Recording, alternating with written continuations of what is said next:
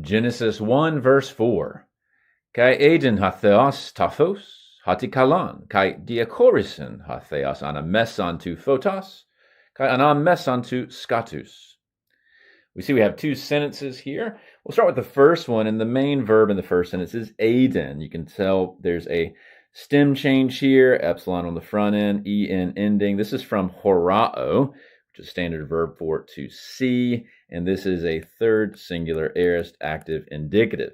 This continues that pattern that we saw in the prior verse, where we've moved from imperfect verbs in verse 2, sort of setting the background, to now aorists that are driving things forward. The subject is hatheos, so God saw, and what does he see? Taphos, that's the word that we've already seen previously, light here in the accusative. Now, what does he see about the light?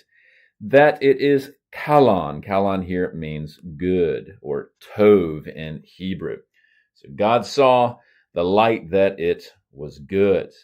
Next main verb is diachorison, and this is from diachorizo, not a terribly common word. You'll see with the sigma here, the zeta has turned into a sigma. That's normal. See an epsilon after the prepositional prefix and an en ending. This is a third singular aorist active indicative once again, and that is a verb for to divide or separate. Subject is again expressed. God separated, and then we have a little prepositional kind of conjunction or comparison here. Ana plus mesos, and that means between. And often it is repeated. And in fact, this represents under the hood bane, which in Hebrew is also often repeated. So you'll notice there's two instances, anamezon and anamezon. You might not always translate it that way, that woodenly.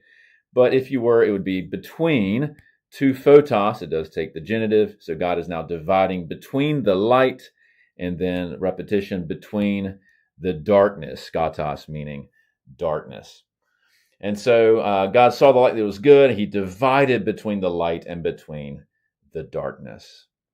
Now, John 1:5, and we've already seen John 1 show up in reference to Genesis 1, is likely alluding to this as well as some of the prior verses. And the light here, referring to the phos, shines in the darkness, referring to the skatos here. Of course, he's established that the Son of God, the Logos, who is at creation, in fact, is the word of power of creation, is the one who is entering in as light. But fortunately, the darkness is not overcoming it. So a nice little allusion to Genesis 1:4 here.